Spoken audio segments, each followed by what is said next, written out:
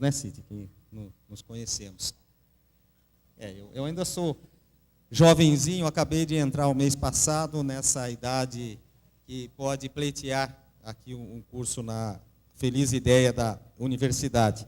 A Leninha me pegou de surpresa, eu estava distraído olhando os nossos convidados aqui presentes na plateia, quando me fez a pergunta, né, o que eu gostaria de ter aos 85 anos. E já faz algum tempo que eu venho me preocupando exatamente de como avançar na idade e avançar bem.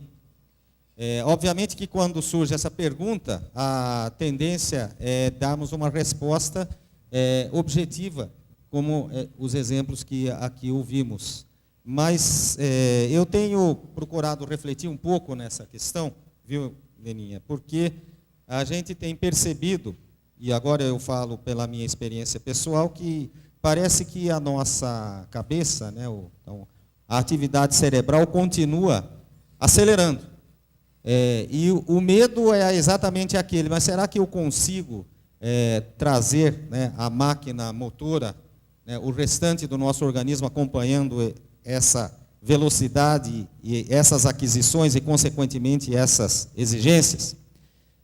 Eu me lembro, eu falei agora há pouco do tempo em que jogávamos futebol, eu e o Cid, lá no nosso bairro. Nessa época, eu não me imaginava sem jogar futebol. Mas, a partir de um certo momento na minha vida, eu comecei a me acostumar com a ideia de que um dia eu ia ter que deixar de jogar futebol. E quando isso aconteceu naturalmente, curiosamente, outras coisas ocuparam o lugar do futebol que eu adorava praticar. E acabo não sentindo falta. Assim como eu tenho um gosto muito particular por dirigir motocicleta, mas eu sei que um dia eu vou ter que deixar de fazer isso. E assim sucessivamente. Então, o que eu quero dizer com isso? Que pela minha experiência, eu tento aprender a viver plenamente a minha plena capacidade física e mental, isto é, procurar sincronizar os desejos e as capacidades cerebrais, que graças a Deus ainda suplantam as capacidades corporais, para, numa sintonia, viver bem. E o que significa, então, para mim, envelhecer bem? É conseguir viver plenamente a idade em que nós estamos. E eu posso dizer que, com a graça de Deus, vivi bem todas as minhas idades, desde a infância, a adolescência, e assim até chegar à idade que tenho hoje. Completei 60 anos há menos de um mês, e pretendo, aos 85, então, poder dizer que continuo feliz aos 85, como estava aos 60 anos.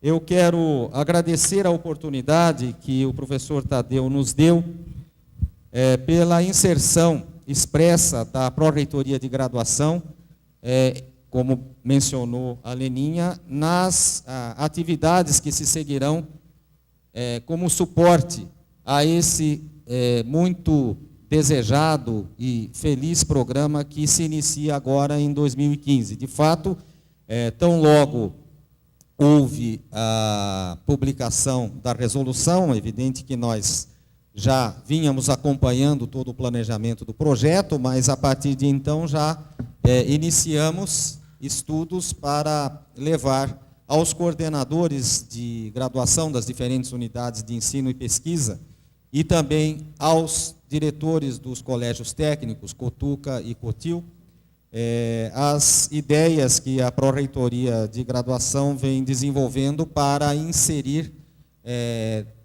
os nossos alunos de graduação, em colaboração com os docentes dessas unidades, na plena execução do projeto.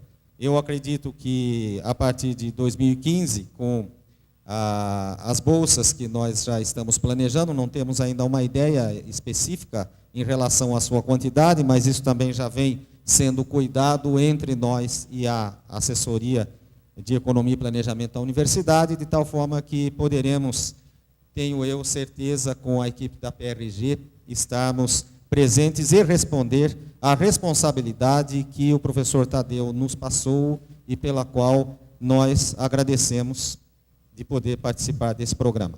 Então, eu quero, Leninha, parabenizar você, que tomou à frente a execução do programa, mas, se você me permite, especialmente o professor Tadeu, por ter se preocupado e inovado, já tardava a inserção da nossa universidade na abordagem extremamente prática e de inclusão desse tema que é tão caro para todos nós. Então, eu encerro aqui as minhas palavras com esse cumprimento pela feliz ideia da nossa reitoria em dar início a esse projeto. Muito obrigado.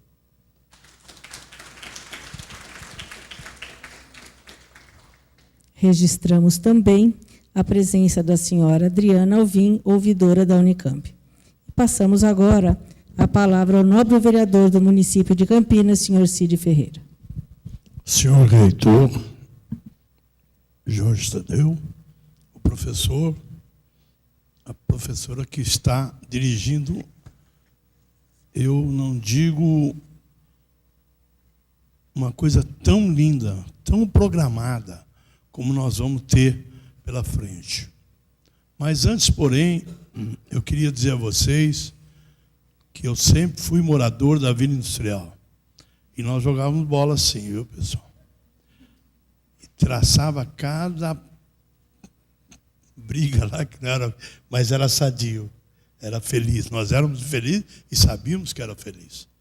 E eu quero fazer um resumo da minha vida.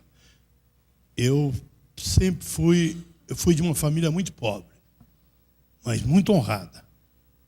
Papai era ferroviário, mamãe lavava roupa, fazia aquele trabalho que todas as nossas mães que tinham por princípio esse trabalho. E eu sempre estive ao lado de muita gente boas, principalmente da Vila Industrial. Nós tivemos gente lá importante, saiu o professor, nós tivemos uma das pessoas muito importantes na cidade de Campinas, nós conhecemos ele por Tadeu, mas ele ele é professor de desenho no Culta Ciência ainda. E ele vem vindo, é uma pessoa de um destaque muito forte na cidade de Campinas, que, infelizmente, às vezes foge a idade também, viu? É a idade também, mas nós conhecemos ele também por Netinho, é Biojone. E tem mais Quercy, muita gente, Segalho, muita gente boa na vila, foi se desenvolvendo. Mas eu, muito garoto, tive que começar a trabalhar. E, olha, eu aprendi muito na infância. Mas uma coisa, é bom que o senhor saiba, eu tive sempre preocupação com a velhice. Eu era daqueles meninos que ia para a rua sempre para angariar alguma coisa. Ou vendia uma laranja, banana, ou vendia manga, ou ajudava o leiteiro a entregar a manhã inteira, e ele me dava 1 litro de leite, seu João Canais. Essa foi minha infância. Mas eu tinha tempo também, viu? Para jogar bola, para sair na rua, porque o nosso tempo era muito bom. Nós podíamos ficar até 7, 8, 9 horas na rua, e a gente sempre encontrava gente boa. E quando não, nós estávamos em frente à nossa casa, conversando com os pais, os amigos, com os vizinhos. Isso eu tenho uma saudade muito grande. Mas eu me preocupava assim. E quando eu descia para a cidade, eu dizia, quando via aqueles senhores entregando aquelas placas, né? Vende-se sapato, troca-se não sei o quê, aqueles muitos trabalhadores idosos que faziam isso. E eu me preocupava quando, nesses 5 minutos, segundinho aqui, eu me lembrei muito que eu passava na 13 de maio e via aquele senhor, eu dizia para mim mesmo, Cid, você tem que se preparar. Se você não se preparar, não que seja negativo qualquer tipo de trabalho, mas eu teria que melhorar para poder ser um pouquinho melhor daquilo que a minha família sempre foi, humilde e trabalhadora. Eu pensava, gostava de ser gente bem. Infelizmente, eu fui fazer direito com 40 anos, 38. Aquela de pinhal que a gente ia ao sábado, fazia lá, ia, quando não ia, mas pagando a gente passava. Pagando a gente passava. Mas olha, eu tenho essa felicidade de dizer a vocês que eu sou um vencedor. Tudo isso que eu falei para vocês, com 14, 15 anos, eu fui fazer Senai, saí do Senai, fui para a Bosch, fui servir quartel, fui para a Bosch. Eu não sei se todos aqui acreditam, mas eu acredito muito em Deus. E Ele me deu uma luz. Vocês vejam bem, eu cheguei na Bosch para trabalhar, tinha saído do Senai. Eu era quase que engenheiro, porque quem saía do Senai era bom. E eu era bom. Cheguei lá, uma roda de mais de 200 meninos, eles disseram assim, quem tem Senai, sai. Quem não tem, fica. Fui eu e mais dos 200, acho que uns 10, 12, que nós fomos do lado. Aí ele disse o seguinte, vocês são ferramenteiros, só que não tem serviço na ferramentaria. O que eu posso fazer é na produção para vocês. E minha mãe já tinha dito para mim o seguinte, faz 2 meses que você saiu do quartel e não está trabalhando. Eu ouvi aquela hora o que ela disse, falei para o homem, tá bom, eu quero trabalhar. No dia seguinte, comecei a trabalhar na Roberto Bosch, por isso que eu digo para vocês, dei sorte. Entrei numa sessão, Tadeu, que era tudo pessoal de Limeira, Americana, Sumaré, Nova Zé, tudo de enxada. Eu cheguei lá com o Senai, era quase um engenheiro formado. E eu comecei a desenvolver o trabalho lá. E eu angariei. O meu chefe também tinha vindo de lá. Ele não sabia o que era paquímetro, micrômetro, não sabia traduzir polegada. Ele não sabia nada. E eu comecei a ajudá-lo. Uma semana depois eu passei ajustador, contramestre, mestre supervisor. Isso em 2, 3 meses. Então, eu estou dizendo para vocês a felicidade que eu tive de ter sorte também e ajuda de Deus. Aí, fiquei lá 14 anos, saí de lá, fui ser candidato a presidente do Sindicato dos Metalúrgicos. Fui lá, ganhei as eleições, fiquei lá 12 anos, nós chegamos lá, não tinha quase que nada, quando nesses 12 anos nós fizemos do sindicato uma família. Nós chegamos a ter 60 mil associados no geral. Logo em seguida, depois de 12 anos, eu me aposentei e nós tínhamos um escritório ali na Francisco Sério, continuando trabalhando, nunca parei. E eu sei que em seguida, eu fiquei 1 ano praticamente curtindo um pouco a minha aposentadoria.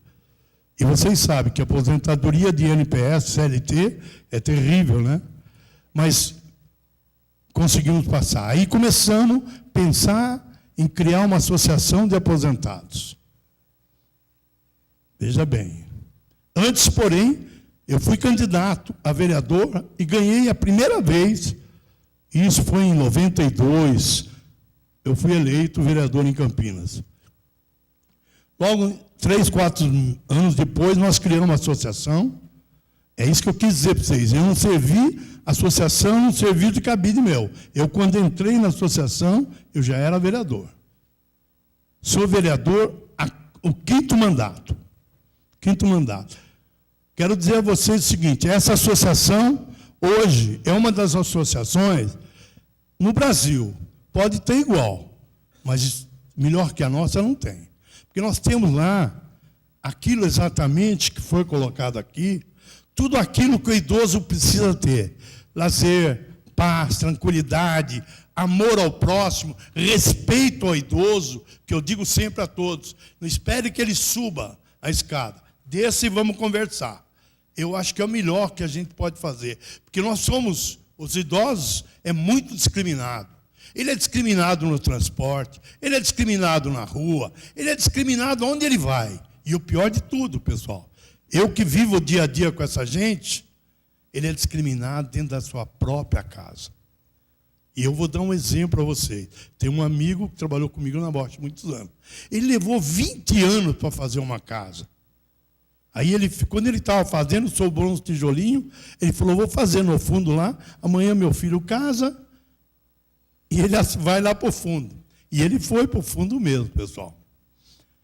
Só que passaram 1, 2 anos, ele casou, teve um filho. Para vocês terem uma ideia, ele fez tudo para que os 2 idosos fossem para o fundo, ele não, a nora, porque onde entra a nora, giro, essas coisas, atrapalha a vida da gente. Vocês sabem disso, né? E eles querem mais, eles nunca estão satisfeitos com o que você dá. E aí ele queria, aí ele veio falar comigo. Eu forcei, viu, pessoal? Eu não deixei acontecer isso. Mas, de toda forma, ele queria mudar para frente e os pais mudassem para o fundo. É uma discriminação terrível. E nós temos muito caso, se eu tivesse contado todos aqui, ficaria a tarde toda. Mas quero dizer a vocês, estou muito feliz de ver, não é surpresa para mim, que esse nosso doutor José Tadeu é um exemplo de dignidade. Eu não estou dizendo como reitor, não. Estou dizendo como secretário na prefeitura. Sempre nos atendeu, sempre foi amoroso, dedicado, paciencioso. Sempre foi. Então, eu tenho um respeito muito grande por ele. E quando fui convidado para estar aqui hoje, deixei muita coisa a fazer. Mas eu acho que esse curso vai trazer muita coisa boa. Parabéns, secretário. Para todos os idosos, nós precisamos ter uma preparação. E essa preparação está aqui agora, viu, pessoal? Nós temos tudo para formar muita gente. Porque nós temos lá também, a associação, nós temos cursos de preparação para o idoso. Porque tem que preparar essa gente também. Porque muita gente que não sabe, tem vontade, quer trabalhar, mas não tem condições de tomar conta do idoso. E nós temos um curso lá que faz muito, muito bom. Nós temos feito algumas términos de curso, aproveitando cada 10, sempre 2, 3, que tem feito, arrumado, e trabalho com salário relativamente bom para as pessoas que olham os idosos, viu, pessoal? Mas nós temos lá também muita coisa. Hoje, nós pegamos, a associação não tinha nada. Hoje nós temos 3 clubes. Nós temos Andorinha, nós temos Vila Marieta e temos o Grêmio da Vila. Temos o Grêmio da Vila que estava... Pessoal, estava falido, fechando os 3. Já para entregar para a prefeitura. Nós levantamos, hoje é 3 cartões de visita para a cidade de Campinas. Temos também 2 colônias de férias, uma em Ubatuba e uma em Praia Grande, e temos um prédio mais bonito da Rua Doutor Quirino, pessoal. Visitem que vocês vão ver. Era isso que a associação patrocina. Hoje, reitor, nós temos 25 mil associados. 25 mil associados. Só que não é só Campinas. Campinas, região, nós temos algum no Paraná, aquele programa de plano de saúde, eles atendem lá. Mas nós temos a felicidade de dizer a vocês, ali é aquilo que eu tenho acompanhado, o reitor. A gente faz o idoso ser feliz, ser alegre, é respeitado. É isso que nós precisamos, pessoal. E o idoso tem direito, nós trabalhamos a vida toda, pessoal. E olha, cada vez vem mais trabalho para mim. E agora, recentemente, me convidaram, eu não tenho muita coisa para fazer, mas me convidaram para ser diretor do Guarani, diretor social, pessoal. Diretor social. Alguém na rádio me perguntou, mas o senhor tem tanta ocupação, tanta coisa para fazer, seu tempo é... Eu falei, preste atenção naquilo que eu vou dizer a vocês. Você, para dar algum cargo para alguém, dê para quem esteja ocupado. Porque se der para quem não está fazendo nada, ele vai continuar não fazendo nada. É verdade, pessoal. Isso é um exemplo de vida que eu tenho. Porque é muito fácil falar teoricamente. Na prática, é difícil. Não pensem vocês que é fácil, não. E eu não posso negar para vocês também, hein, pessoal, que eu fui muito pobre. Hoje eu estou muito bem de vida. Deus me deu, eu pedi 10, Ele me deu 1.000. E eu sei aproveitar esses 1.000. Porque eu continuo igualzinho que eu era quando era engraxate. Eu continuo naquela simplicidade. Mas eu curto a vida. O pouco, eu tinha isso comigo, o pouco com Deus é muito, ou muito sem Deus é nada. E eu aproveito esse pouquinho que Ele... Só que é bastante, eu estou falando mentira. É muito que Ele me deu. Viu? Ele me deu uma vida legal. Vocês nunca ouviram alguém dizer isso, e eu estou dizendo para vocês. Não é com salário de vereador, não, porque é ruim demais. Hein? É bom que vocês saibam. Mas, é com toda a soma do meu trabalho, minha aposentadoria, a soma disso tudo me dá uma estabilidade, que se os meus filhos tiverem juízo, eu tenho 2 filhos, 3 netos, eles não vão precisar trabalhar de empregado para mais ninguém. Só saber administrar. Era isso que eu queria fazer a colocação. Dizer a vocês, obrigado pela paciência de vocês me ouvirem. Mas a vida proporciona essas coisas lindas para mim. Estar aqui numa universidade onde eu conheço o reitor, sei do trabalho que esse homem faz. Quando fui chamado, deixei tudo para estar aqui. Muito obrigado e que a paz do Senhor esteja com todos nós. Muito obrigado.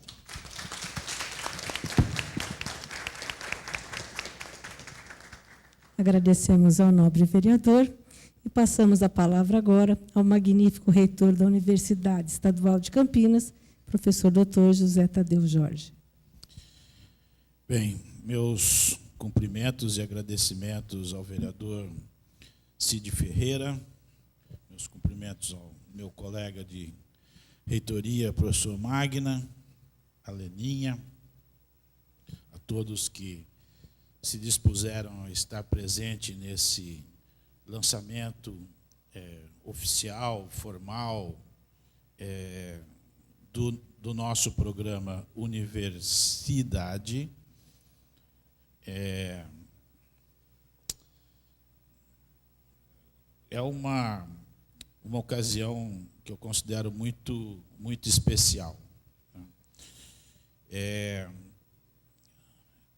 importante registrar que esse projeto está no nosso programa de gestão. E ele foi colocado no programa de gestão a partir de uma sugestão da própria Leninha. Num belo dia, durante a montagem do programa, a Leninha me entregou 3 páginas escritas sobre uma coisa que eu achei muito esquisita no começo, e era algo praticamente como está colocado aqui na exposição que ela fez do que seria um projeto voltado à questão de uma melhor qualidade de vida para as pessoas com mais idade. E a Leninha, eu só fiz acho que uma modificação substantiva na proposta, porque a Leninha queria que a coisa começasse com os 40 anos. 45, 40, assim. Falei, não, isso aí não. 40, 45 anos é muito jovem. Né? Então, tem que subir esse negócio aí para dar um pouco mais de uniformidade à coisa. Né? Acho que foi a única alteração e, claro, depois a evolução da confecção do projeto, a partir do momento que a comunidade referendou o programa. Né? Isso era extremamente importante, porque se não fosse algo referendado pela comunidade, podia dar a impressão que nós estávamos atuando em causa própria, né? E quero, desde logo, afastar qualquer ideia de que isso possa ter algum interesse pessoal da nossa parte. Montar um programa como esse não é uma tarefa muito fácil. Primeiro porque, na verdade, a Unicamp não tem muitas ações nesse sentido. São muito raras as iniciativas da Unicamp de preocupação com a questão do idoso de uma forma geral. E acho que inédito no sentido de preocupação com a vida do idoso, com a qualidade desse viver a partir de uma idade um pouco mais avançada. Segundo, porque não é possível a universidade estabelecer um programa dessa natureza sozinha, de maneira isolada. É absolutamente fundamental que nós tenhamos as parcerias que aqui foram referidas, e elas são vitais para o prosseguimento do nosso programa, para que ele tenha a amplitude e a abrangência que nós pensamos para ele, né? Então, é muito importante que o programa, até mesmo, não se realize totalmente aqui dentro do campus. É importante que o programa esteja também fora do campus, na cidade, na região metropolitana. Não sei até onde a gente vai ter fôlego, né, para alcançar, mas é absolutamente indispensável esse convívio, essa convivência externa à universidade.